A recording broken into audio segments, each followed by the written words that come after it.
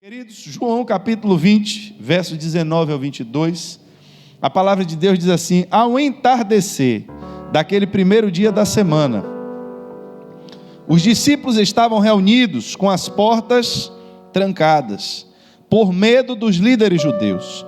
De repente Jesus surgiu no meio deles e disse: paz seja com vocês.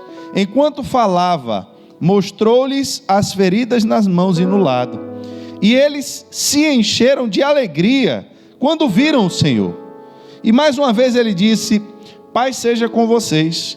Assim como o Pai me enviou, eu os envio.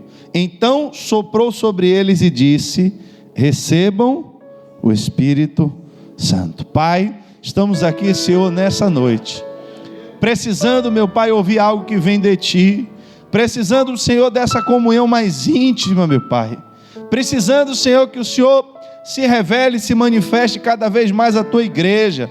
Deus, nós não queremos, meu Pai, uma igreja nossa. Nós não queremos, Senhor, uma igreja, Senhor, com a nossa liturgia. Nós não queremos uma igreja com o nosso entendimento. Nós não queremos uma igreja com a nossa cara. A gente não quer uma igreja que a gente se identifique, meu Pai, mas a gente quer a Tua igreja, Senhor. A gente quer uma igreja que o Senhor se agrade. A gente quer que o Senhor venha, meu Pai, e restabeleça o Teu reino e o Teu governo sobre a Tua igreja, meu Pai.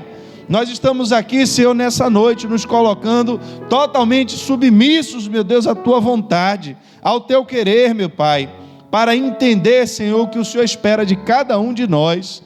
Estamos aqui, Senhor, como vasos, meu Pai, mas é o que está dentro do vaso, Senhor, que vai fazer a diferença. E nós queremos, Senhor, que o Senhor nos encha, meu Pai, nos enche com Teu Santo Espírito, para que haja, Senhor, um transbordar neste lugar, para que haja um fluir, Senhor, em nome de Jesus, em nome de Jesus.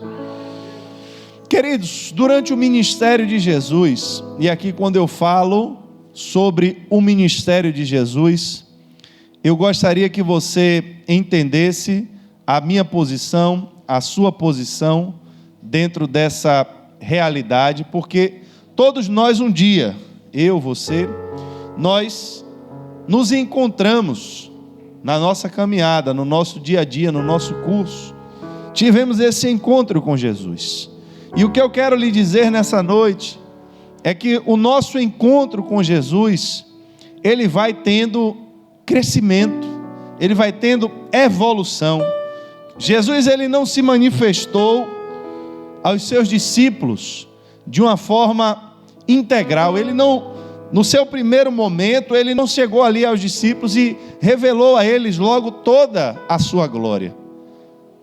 Eu quero que você entenda que à medida que nós vamos caminhando com Jesus, Ele vai se revelando a nós, de acordo muitas vezes com a situação e com a nossa necessidade. A primeira aparição pública de Jesus como alguém cheio do Espírito Santo de Deus e alguém capacitado para fazer milagres. A Bíblia revela esse momento no Evangelho de João, no capítulo 2, no verso 11. A Bíblia diz que Jesus, ele veio ao mundo para salvar os perdidos. Ele veio para pregar a mensagem do Evangelho. Ele veio para nos trazer vida. Ele veio para fazer a obra do Pai. Você encontra todas essas referências. Ele veio para morrer pelo pecador. Mas a primeira aparição de Jesus, que ele se manifesta agora de forma milagrosa, no capítulo 2, verso 11 de João, vai dizer que foi em um casamento, aonde faltou vinho. Jesus, naquele momento, ele faz água se transformar em vinho. E aí você se pergunta, mas se Jesus, ele estava ali com um propósito de falar sobre o pecado, de mostrar que ele morreria pelo pecado da humanidade, veio para nos anunciar a salvação, por que é que no meio daquele casamento, já que tinha tantas pessoas ali reunidas, ele de repente não se transfigurou, não ficou ali reluzente e começou a falar do reino de Deus para aquelas pessoas? A gente muitas vezes vai caminhando com Jesus, queridos, e tem coisas que vão acontecendo na nossa trajetória que para outras pessoas podem não significar nada. Para mim e para você que não estávamos naquela festa, para mim e para você que não éramos os noivos daquela festa, o milagre de Jesus pode parecer que não teve tanta importância. Só que para alguém aquele milagre foi importante. E não foi só para os noivos. Eu quero que você entenda. Jesus se revelou naquele momento. Ele fez um milagre, algo impossível para qualquer ser humano fazer, transformar água em vinho, mas tinha um propósito para aquele milagre, que não era só atender a necessidade da festa. Mas o testemunho que João dá é que esse sinal em Caná da Galileia foi o primeiro milagre que Jesus fez, e com isso ele manifestou sua glória e seus discípulos creram nele. Havia um propósito para que Jesus se anunciasse naquele momento, mas ele usou a circunstância para manifestar a sua glória. Está escrito aqui que ele manifestou a sua glória, mas ele manifestou a glória dele de acordo com a necessidade daquele momento. Até aquele momento, você não via, ou ninguém sabia, ou ninguém poderia imaginar que Jesus tinha capacidade de transformar água em vinho. A necessidade apareceu, e ele resolve o problema de uma forma milagrosa, mas o que importa não é o que aconteceu, mas como aconteceu. O que importa não é se Jesus transformou pedra em pão, ou transformou água em vinho, ou transformou grama em alface, não sei o que é que ele ia transformar, mas o que eu quero lhe mostrar é que Jesus ele usou a situação do momento para fazer algo que nenhum outro homem podia fazer. Ele precisava mostrar aos seus discípulos o seu poder, mas ele não criou uma circunstância para que isso acontecesse. Ele foi revelando o seu poder de acordo com a necessidade. Quando ele encontrava os cegos, ele revelava o seu poder para abrir os olhos dos cegos. Ele não chegava para o cego porque ele tinha uma unção única. Eu só posso orar cego por prosperidade. E botava a mão no cego e dizia: ó cego, você vai ficar rico. O cego ia dizer: para que eu quero dinheiro, Senhor, se eu não posso ver? Ele não chegou no aleijado no tanque de Betesda e se revelou como o Deus que cura o cego. Por quê? Porque para aquele momento não era o problema daquela pessoa. Ele precisava de alguém que restaurasse as suas pernas. Mas agora ele chega, em João 4 você vai ver, Jesus chegar agora diante de uma mulher samaritana. E a mulher samaritana, ela não era aleijada, ela não era cega e nem estava passando necessidade. E agora? Como é que o ministério de Jesus, como é que a sua glória, como é que o seu poder vai alcançar aquela mulher?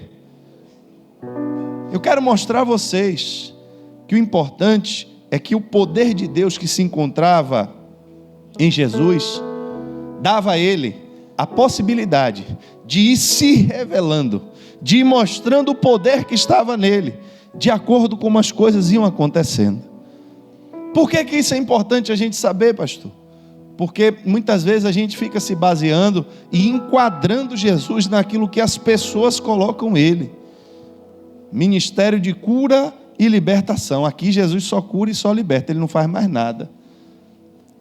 A gente tem que tomar cuidado, irmãos, porque se é o Espírito de Deus que está aqui, o Espírito de Deus ele pode me surpreender, ele pode surpreender você.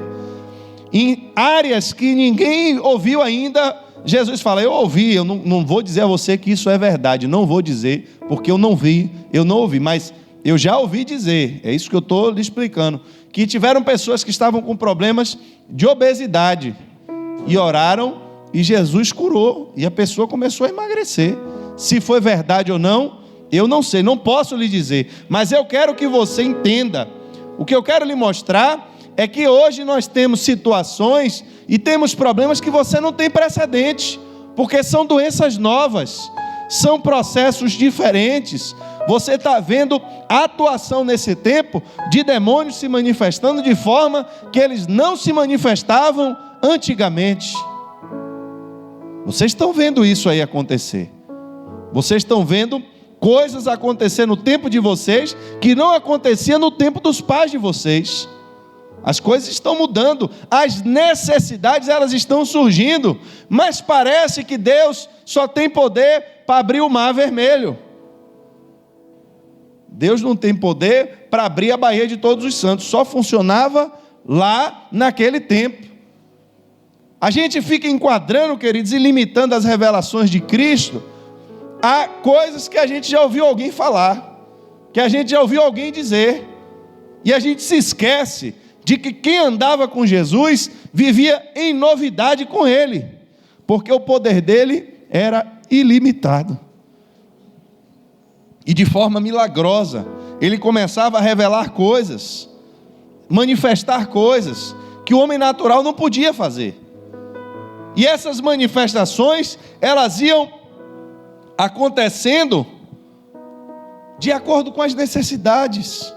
Ele ia se revelando o Deus que cura o cego, quando aparecia o cego. O Deus que cura o aleijado, quando aparecia o aleijado.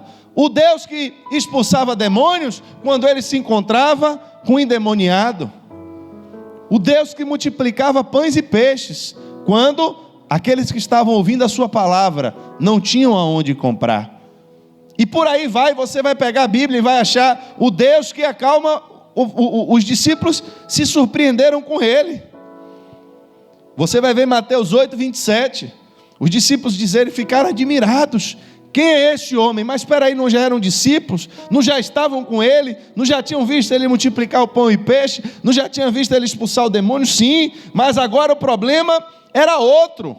O problema agora era a tempestade, o problema agora era o mar, eram forças da natureza. Quando essa circunstância apareceu, olha, Jesus não parou os discípulos antes e deu o telecurso 2000 do Evangelho. Olha, quando aparecer tempestade, eu acalmo tempestade. Quando aparecer aleijado, eu curo aleijado. Jesus não fez assim. Vocês querem me seguir? Venham. E vai acontecer problemas no caminho. E vai aparecer circunstâncias que vocês ainda não viveram no caminho. Mas quando esses problemas se manifestarem, eu estou aqui para resolver. E essa é a fé que surpreendeu agora, que nós precisamos ter, das circunstâncias que surpreenderam até os discípulos que estavam com ele. A gente sabia que ele curava cego, a gente sabia que ele multiplicava pão. Agora, ele deu uma ordem e mandou o vento parar. A gente ainda não viu isso aqui. Não tem nenhum profeta que a gente já estudou, quando a gente era, que mostraram a gente que mandou o mar se acalmar. Quem é esse homem? A Bíblia diz, e os discípulos se surpreenderam,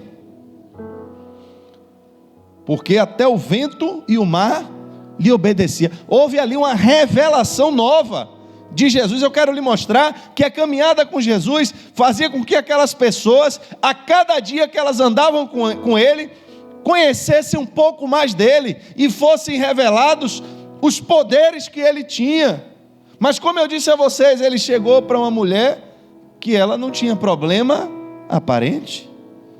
Não havia tempestade ali para ele acalmar. Não havia pão para ele multiplicar. Ela não estava cega, não estava aleijada. E assim são pessoas que entram na igreja. É por isso que eu estou mostrando todo esse leque a vocês. Porque a gente rotula muitas vezes, quem tem que vir para a igreja é o alcoólatra, quem tem que vir para a igreja é o drogado, quem tem que vir para a igreja é o que precisa ser liberto das suas perversões sexuais. Os que precisam ser libertos são aqueles que batem na mulher e vice-versa. A gente fica sempre rotulando quem precisa de Jesus, porque a gente olha para as necessidades do que a gente vê. Só que tem gente que aparentemente pode estar tudo bem, mas Jesus conhece o coração. E aí quando Jesus encontra com aquela mulher, ele revela para ela uma nova verdade. Ele revela para ela algo que ele não tinha revelado ainda para ninguém daquela forma. A forma como Jesus se revela para a mulher samaritana não foi a mesma forma como ele se revelou para Pedro. Pedro não sabia que ele podia multiplicar peixes no mar. Joga a rede aí, meu filho. Mas, Senhor, não é a hora de pescar. A gente já pescou. Meu filho, faça o que eu estou mandando. E ele faz. E ele se surpreende ao ponto dele entender a grandeza de quem era Jesus e ele largar tudo. Largou a mulher, largou o filho, largou o trabalho e seguiu Jesus. E cada dia que ele andava com Jesus, ele se surpreendia com algo novo. Aquela mulher está ali, e aí Jesus disse: eu vou lhe dar uma água viva. Mas negócio de água viva, como é esse negócio? O senhor não está conseguindo nem essa água física aqui, e está querendo me dar uma água, negócio de água viva? O povo, se fosse hoje em dia, ia pensar que Jesus estava querendo dar água dura, né? Mas a água de Jesus não era dura não, irmãos, era água viva. Eu não sei lhe explicar, mas quando eu leio esse texto, eu vejo uma conexão que Jesus ali, ele começa a falar coisas do mundo físico, mas aquela mulher, ela começou a ser ministrada no seu espírito, ela começou a entender dentro dela sobre o que é que ele estava falando, de que sede era essa que ela tinha, que as coisas do mundo não podiam suprir, e ele se revela para ela, de acordo com a necessidade dela. Ela não precisava de cura física, ela não precisava de prosperidade, ela não precisava de multiplicação de pães e peixes, mas ela precisava de uma cura na sua alma. Ela precisava matar uma sede que ela tinha na sua alma, que ela não conseguia resolver aquele problema. Aquilo vinha trazendo frustrações a ela, vinha trazendo separações a ela. E Jesus diz: vai chamar seu marido. Eu não tenho marido. Você falou bem, porque o seu problema é esse aqui, é relacionamento. Você já teve 5, e o homem que você vive agora já não é mais o seu marido. Há algo dentro de você, e é sobre isso que eu quero tratar com você. E Jesus vai se revelando a ela ao ponto dela chegar e dizer: olha, eu sei que quando o Messias vier, ele vai nos ensinar todas as coisas. E Jesus aí, para ela, ele diz: sou eu que falo convosco. Será que não era isso que os líderes religiosos talvez buscavam dele? Queria que ele se revelasse? Eu acho interessante que chega um ponto no Evangelho de João que ele vai contando todos os milagres que Jesus fez, e ele narra quando Jesus chega em Jerusalém. Jerusalém era a capital onde o templo estava, e Jesus começa agora a falar abertamente. Jesus veio das cidades menores, como se viesse do interior para a capital, fazendo sinais, fazendo prodígio. Naquela época não tinha Instagram, não tinha Facebook, não tinha internet, então as coisas iam acontecendo nas regiões e demoravam a chegar. Só que aí Jesus agora ele chega no templo e começa a ensinar ali, e João no capítulo 7, 31, ele vai dizer assim, ó: muitos entre as multidões no templo creram nele. Preste atenção, foram muitos entre as multidões que creram nele, e diziam: afinal, alguém espera que o Cristo faça mais sinais do que esse homem tem feito? Ou seja, Jesus ia se revelando, irmãos, ao ponto das pessoas chegarem e dizer: olha, já basta, a gente já viu quem é ele, já reconhecemos a glória de Deus. E Jesus ele começa assim, se mostrando, ele se revela depois em João 8, ele falando às pessoas, ele diz: eu sou a luz do mundo, se vocês me seguirem, vocês não andarão no escuro, pois vocês terão a luz da vida. E aí a gente vê, Jesus se revela como água viva. Ele repete inclusive o que ele tinha dito à mulher samaritana publicamente, João 7, do 37 ao 39, no último dia e mais importante da festa. A Bíblia diz que Jesus se levantou e disse em voz alta: quem tem sede, venha a mim e beba, pois as escrituras declaram: rios de água viva brotarão do interior de quem crê em mim. Quando ele falou de água viva, a Bíblia diz que ele estava se referindo ao Espírito que seria dado mais tarde a todos que nele crescem, porque naquela ocasião o Espírito não tinha sido dado, pois Jesus ainda não havia sido glorificado. Aqui é que eu quero a sua atenção, preste atenção, e eu botei você para entender essas coisas da perspectiva dos discípulos, aqueles que estão andando com ele, aqueles que estão vendo essas coisas acontecerem. Porque eu disse a vocês no começo que Jesus ele não se revelou completamente e totalmente aos discípulos logo no começo da caminhada. Ele não passou um manual de instruções dizendo quem ele era e tudo o que ele ia fazer. Ele começou se revelando à medida que os problemas e as circunstâncias foram aparecendo. E ele ia tratando dos assuntos e dos problemas de acordo com a necessidade deles. Porque ele sempre tinha como trazer algo da dimensão celestial, que resolvia perfeitamente o problema que na terra talvez não tinha solução para os homens. Só que Jesus ele começa a se revelar agora de uma forma espiritual. Ele diz que ele é a luz do mundo. Começa a mostrar que as pessoas que estão andando no mundo, que não têm a visão, que não andam segundo ele, essas pessoas segundo Jesus, elas andam em trevas, elas andam no escuro.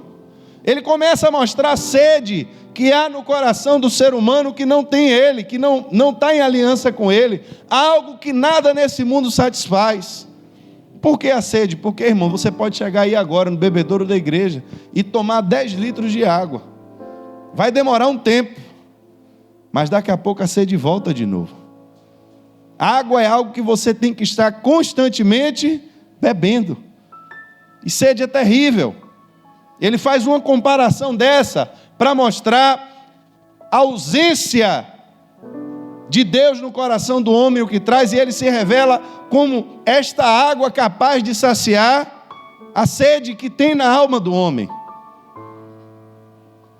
Só que depois de ter visto todas essas revelações, depois de ter visto Jesus se revelando de todas essas formas, começa agora, queridos, uma revelação terrível também a respeito dele, que para os discípulos talvez tenha sido um dos momentos mais difíceis. Começa na noite em que Jesus está no jardim do Getsêmani. Ele começa a se revelar agora como o Cordeiro de Deus. E como o Cordeiro de Deus, a Bíblia diz que como ovelha muda, ele foi levado. Por que ovelha muda? Irmãos, alguém aqui já viu tosquiando ovelha? Hoje você ainda tem máquinas, essas máquinas de elétrica, né? Antigamente não tinha não, irmãos. Era com tesoura mesmo, que os caras iam cortar a lã da ovelha e tinha que amarrar a ovelha. Imagine alguém puxando seus cabelos e cortando na tora aí. É uma agonia, irmãos. Essa ovelha presepava e pulava e queria ir para um lado, para o outro, e o cara tentando cortar ali a lã da ovelha. A ovelha berrava o tempo todo ali, o cara toma-lhe tesoura para dentro. Esse fato aqui é algo que chama atenção. Como é que uma ovelha muda? Vai ser tosquiada, ela não vai falar, ela não vai reagir. E essa foi a revelação que eles começaram até agora de Jesus, o Cordeiro de Deus, que começou a ser levado. E algo acontece nesse momento, e eu quero que você entenda aqui, que Jesus ele já tinha visto, que os discípulos já tinham visto as revelações de Jesus, que os discípulos já tinham visto Jesus multiplicar, transformar água em vinho, multiplicar pães e peixes, parar o vento e o mar, abrir os olhos do cego, já tinham visto Jesus curar os aleijados, já tinham visto Jesus ressuscitar Lázaro, já tinham visto, irmão, Jesus fazer muitas coisas, mas eles ainda não tinham visto Jesus apanhar, mas eles ainda não tinham visto Jesus ser zombado. E mesmo tendo visto todas essas coisas, Mateus no capítulo 26, 56 vai dizer: tudo isso aconteceu para que se cumprisse as palavras dos profetas registradas nas Escrituras. E nesse momento, todos os discípulos o abandonaram e fugiram. Eu quero mostrar a você que mesmo na nossa trajetória cristã, a gente tendo visto muita coisa, tendo vivido muita coisa, às vezes há revelações de Cristo que nós não esperávamos. Há revelações do nosso Senhor que não estava no nosso script. Há coisas que vão acontecer comigo e com você, na nossa vida, que nós não desenhamos isso no nosso caderno. Se você tivesse um plano de vida, você planejou a sua vida como você esperava que a sua vida fosse. Tem coisas que vão manchar a sua tela. Tem circunstâncias que vão manchar a sua trajetória e você não esperava por aquilo. Eles estavam ali e começaram a ver agora uma revelação de Jesus que eles não esperavam. Embora Jesus também tivesse dito a eles que ia acontecer. Mas na hora que aconteceu, todos eles abandonaram Jesus e fugiram. Mas, irmãos, foram 3 anos sendo ensinados por ele. Foram 3 anos ouvindo a palavra de Deus. Foram 3 anos dedicados ali. Foram 3 anos vivendo milagres sobrenaturais. 3 anos conhecendo Jesus. Mas na hora que Jesus mais precisou deles, nenhum deles ficou. Todos fugiram. E o que vai se sucedendo depois? Depois que eles fugiram, começaram a acompanhar Jesus de longe. E foram vendo Jesus sendo esbofeteado. Foram vendo Jesus em praça pública, sendo condenado por uma multidão gritando. E aí eles já não podiam fazer mais nada. Talvez eles seguiram Jesus durante o processo da crucificação. Viram Jesus de longe carregando a sua cruz. Viram a dor nos olhos de Jesus, com cada chicotada que ele tomava dos soldados romanos. E tudo que ficava na cabeça deles é que eles tinham abandonado Jesus na noite mais escura. Que eles tinham abandonado o seu Senhor para ele ser entregue à morte. Que eles não lutaram, que eles não fizeram nada, que eles não reagiram, que eles correram, porque a Bíblia diz que todos os discípulos o abandonaram e fugiram. Até que eles viram Cristo pendurado na cruz. E a última revelação que eles tiveram de Jesus foi de Jesus morto. A última imagem que ficou na cabeça deles foi da morte de Jesus. Quando ele deu um brado, suspirou e entregou o Espírito ao Pai. Os discípulos voltaram para casa, queridos, depois de ter assistido aquela cena terrível. Eles que viram Jesus que se revelou tão poderoso e de várias formas, agora terminaram aquele momento com a cena trágica diante dos seus olhos. Jesus estava morto e eles viram Jesus morrer. E eles viram Jesus apanhar. Eles viram Jesus ser zombado. E o pior de tudo isso é que mesmo conhecendo quem Jesus era, mesmo tendo vivendo com ele todo aquele tempo, eles ainda fugiram e correram na hora que Jesus mais precisava deles. Aqui eu quero trazer uma mensagem nessa conclusão para a igreja, de que muitas vezes, queridos, nós nos julgamos que a nossa caminhada com Cristo, ela está boa, nós estamos, sabe? Como é que está, irmão, sua batalha com Cristo? Meu irmão, estou aqui vivendo o auge do discipulado, estou vivendo momento aqui de poder e manifestação de maravilhas e glória. Mas muitas vezes na nossa trajetória, irmãos, vamos nos deparar em dias como esse. Em dias que a gente vai se encontrar sozinho com o próprio Deus, refletindo sobre coisas que nós deveríamos ter feito ou não deveríamos ter feito. E nós vamos nos sentir, às vezes, inúteis, como aqueles discípulos devem ter se sentido. 3 anos Jesus investiu da vida dele neles, e na hora que Jesus mais precisou, todos fugiram e o abandonaram. E às vezes a gente se sente assim. Nós abandonamos Jesus na nossa caminhada, mesmo Ele tendo feito tanta coisa na nossa vida, mesmo Ele tendo feito milagres nos nossos dias mais difíceis, nos nossos momentos, nas nossas áreas da nossa vida, que ninguém nem sabia o que tinha acontecido. Pessoas que carregavam trauma de suas vidas, abandono de pai, de mãe, abusos. E Jesus foi lá e mexeu e tratou e lhe curou, lhe restaurou. Você que um dia pensou que a sua vida não ia dar em nada, perdeu a esperança, e Jesus, ele veio, e trouxe para você alguém, colocou de seu lado e vocês construíram, cresceram ministerialmente, se tornaram pessoas importantes no reino de Deus. E hoje você olha para você mesmo, trancado dentro de um quarto, e se pergunta: onde foi que eu abandonei Jesus? Porque mesmo você tendo visto tudo e vivido tudo, assim como os discípulos viram e viveram, isso não impede, queridos, que dias como esse cheguem na minha e na sua vida. Mas o que eu quero lhe dizer é que o texto que nós começamos lendo é que não foram os discípulos que foram atrás de Jesus, mas foi Jesus que foi atrás dos discípulos. E o que me chama a atenção é que não houve uma palavra de condenação de Jesus porque eles fugiram. Mas o que houve aqui é que Jesus se revelou para eles de uma forma também que ele nunca tinha se revelado antes. Sempre há um novo de Deus para mim e para você. Sempre há uma forma nova do Espírito Santo de Deus se revelar na minha e na sua vida. Era necessário que aquelas coisas acontecessem, está escrito ali. Era necessário que aquilo acontecesse para que se cumprisse o que estava registrado nas Escrituras. Era necessário que Cristo morresse, era necessário que Ele fosse entregue naquela cruz. Os discípulos correram porque aquela batalha não era para eles, aquele momento não era deles, aquele momento Jesus precisava passar pela cruz sozinho.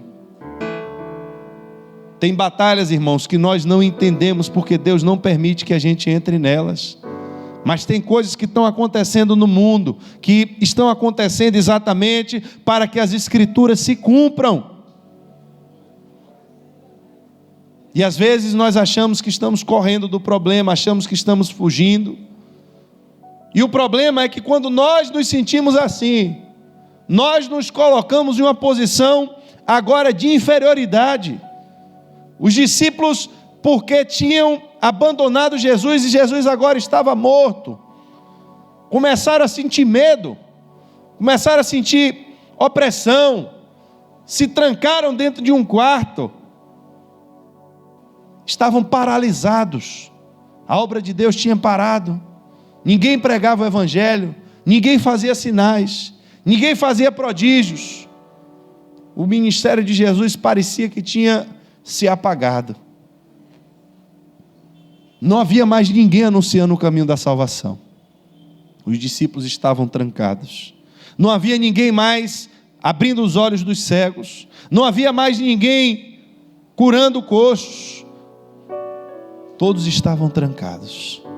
Mas quando a revelação nova de Jesus aparece, quando Ele se revela de uma forma sobrenatural, quando Ele se revela agora em um corpo que os discípulos reconheceram porque Ele mostrou as feridas nas mãos, mostrou as feridas nos lados, mas ao invés deles se entristecerem, a Bíblia diz que eles se encheram de alegria, porque aqui começa agora um renovo, começa uma nova história, começa um novo tempo, começa uma nova promessa, porque a revelação do novo de Cristo traz consigo o Espírito Santo de Deus.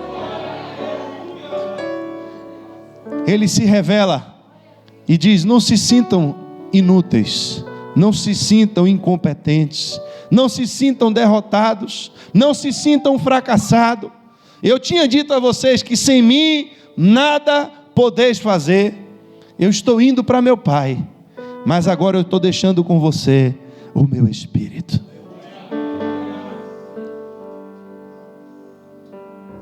E às vezes na nossa caminhada nós nos sentimos assim, fracos, solitários, como se estivéssemos lutando contra algo muito maior do que nós. E é nesse momento que Jesus ele vem e nos surpreende. Se você pegar a história do cristianismo, você vai ver que nós tivemos diversos movimentos pentecostais, diversos movimentos de renovo da obra de Deus, porque chega uma hora, queridos, que a igreja do Senhor ela começa a perder a direção e a necessidade de ser guiada pelo Espírito de Deus. Quando os homens, eles deixam de ser perseguidos, quando os homens, eles ganham liberdade para pregar o Evangelho, as instituições se voltam para si mesmas, se volta para as suas finalidades, para suas denominações, para seus dogmas, para suas regras, e se esquecem que sem Ele nada podemos fazer. Nós estamos em um tempo em que eu vejo no mundo do Espírito exatamente essa necessidade. Eu vejo no mundo do Espírito exatamente essa curva, aonde Deus há de se apresentar de uma forma nova no meio da sua igreja, aonde o Espírito Santo há de se manifestar nesse tempo, para manifestar o seu poder, para resolver o problema desse tempo. Porque os problemas da igreja de hoje não são os problemas da igreja do meu pai, não são os problemas do tempo da igreja dos antepassados que vieram antes de nós. Cada tempo tem o seu próprio problema, e Deus é um Deus que manifesta o seu poder para resolver o problema daquele tempo, daquele momento. Nós estamos vivendo e enfrentando problemas, que não são mais problemas que as igrejas que vieram antes de nós enfrentaram. Eles enfrentaram o problema deles. Na igreja que foi perseguida por Roma, eles tiveram a unção da alegria, que o Espírito Santo e da coragem derramava sobre eles, que eles eram capazes de entregar a sua vida sem temer diante da morte. Hoje não é o problema dessa igreja. Você não precisa enfrentar a morte para poder entrar na igreja. Mas quais são os problemas que a igreja de hoje está vivendo? Quais são os problemas que a geração que está aí fora está vivendo? Qual é o problema que tem nessa rua? Qual é o problema que tem nesse bairro? Nós precisamos orar de forma específica, para que Deus manifeste o seu poder, porque o poder dele também vem de forma específica. Ele não chegou no meio da tempestade e diga: abra os olhos do cego, porque não ia adiantar nada. Vamos fazer campanha aqui agora, discípulos, de jejum e oração. Vamos, todo mundo aqui de joelho no barco, vamos jejuar e orar. Jejuar e orar em cima do monte. Quando desceu, tinha um demônio ali para ser expulso. E Jesus disse: essa caça só sai com jejum e oração. Mas aqui no meio do mar, o que você precisa agora é de autoridade, para dizer: vento, se acalma, para dizer: mar, se aquiete. Não adianta, irmãos, a gente estar pregando fórmulas, não adianta a gente estar querendo pegar problemas e processos para querer aplicar de forma matemática dentro da igreja. Faça isso que vai acontecer isso. Deus está limitado a fazer isso. Se você fizer isso, irmãos, esqueça isso. Deus é vivo. Jesus está vivo. Ele ressuscitou dos mortos. Ele apareceu aos seus discípulos. E Ele tem que se manifestar no meio da sua igreja, porque Ele é o principal interessado nisso. Foi Ele quem procurou os seus discípulos. Ele entra e estabelece a sua paz. A paz esteja convosco. Vejam, sou eu. Mas Senhor, o Senhor morreu, o Senhor é um fantasma. Me dê algo para comer, para eu lhe mostrar se fantasma come. E como é que... essa aqui é a revelação do corpo glorioso, o corpo que vocês vão receber quando o Pai também ressuscitar vocês. É a certeza que vocês têm que lutar pela vida eterna, porque assim como Ele me ressuscitou, Ele vai ressuscitar vocês também. Os discípulos se encheram de alegria. Os discípulos voltaram a buscar a presença dEle, receberam o Espírito Santo de Deus e fizeram a obra que alcançou a mim e a você. Não podemos limitar, queridos, o poder de Deus. Não podemos limitar o Espírito Santo de Deus. Mas em toda a obra, quando você começa uma obra, para cada fase dessa obra você precisa de uma ferramenta diferente. Se você pega um terreno para construir, você não vai começar a construção com colher de pedreiro e com prumo na mão. Você vai começar, meu irmão, cavando um buraco. Ferramenta pesada, que vai cansar a sua mão. Vai ter que meter cavador para dentro para poder construir alicerce. Mas já encheu o radier, já bateu o concreto, e agora? Traz aqueles homens brabos de novo para assentar bloco? Não vai, irmãos. Assentar bloco já exige uma outra técnica. Agora precisa de esquadro, agora precisa de prumo, agora precisa da linha, agora precisa de um olhar atento. Porque se a parede crescer torta, vai desabar. E aí vem outro agora e faz o reboco.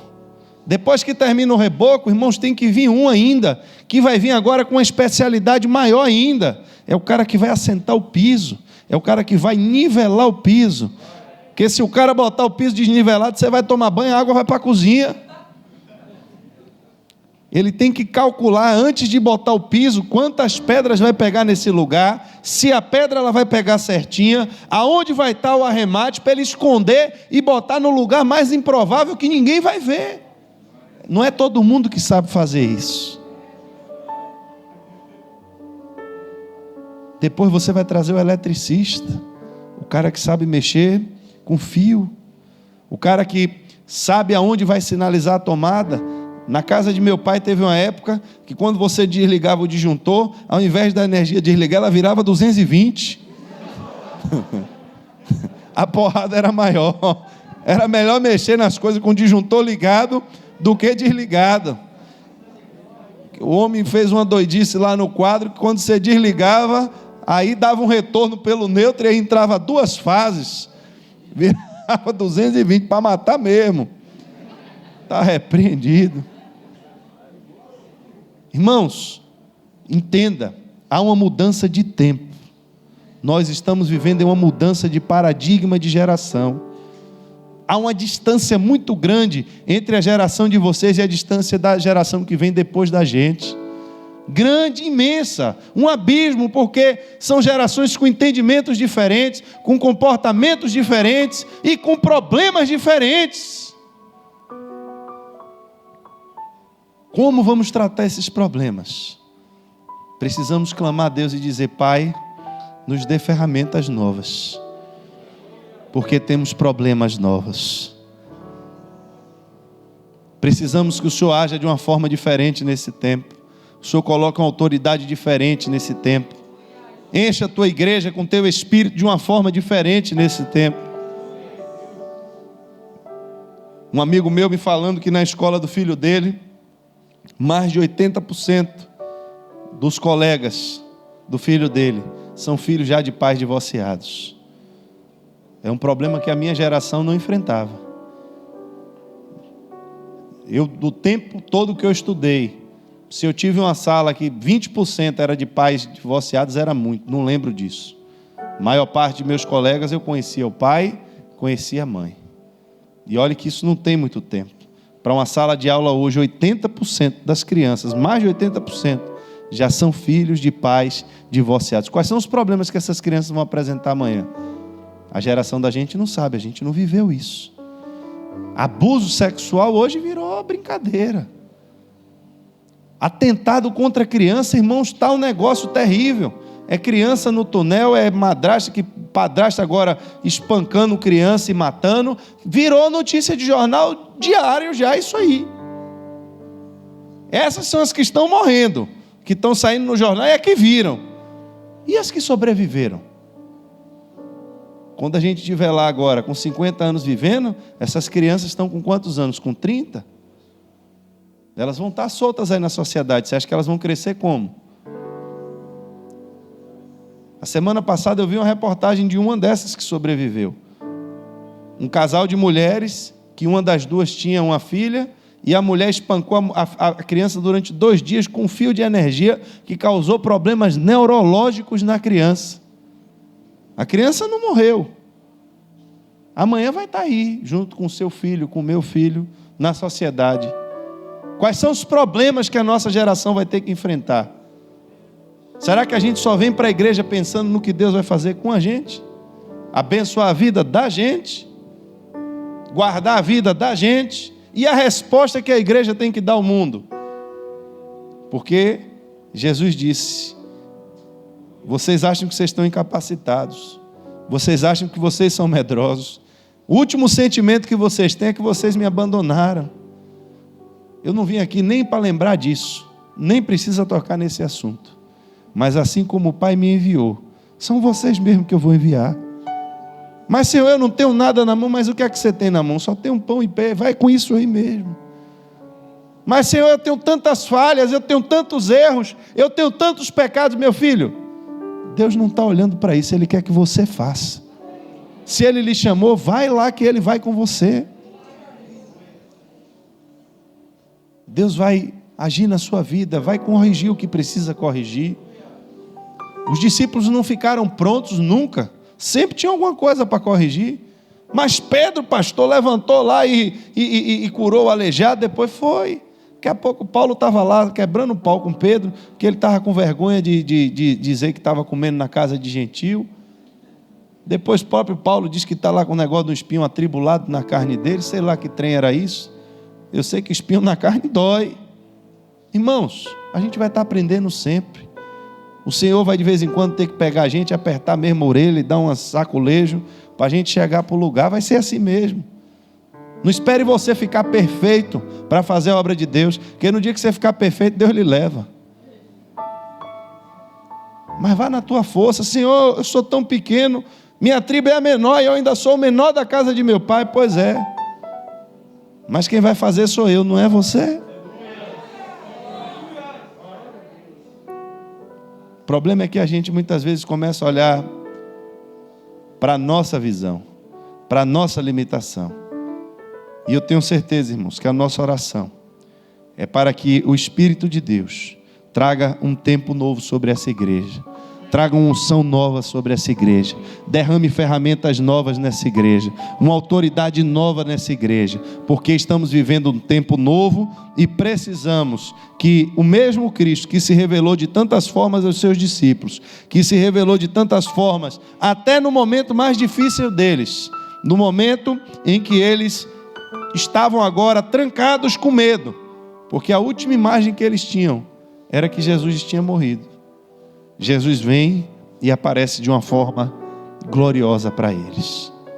Hoje, nós estamos aqui reunidos ao redor dessa mesa, desse pão e desse cálice, para que este símbolo não nos deixe esquecer que quando Ele morreu naquela cruz, Ele levou sobre si todas as nossas enfermidades, todos os nossos pecados. O castigo que nos traz a paz estava sobre Ele.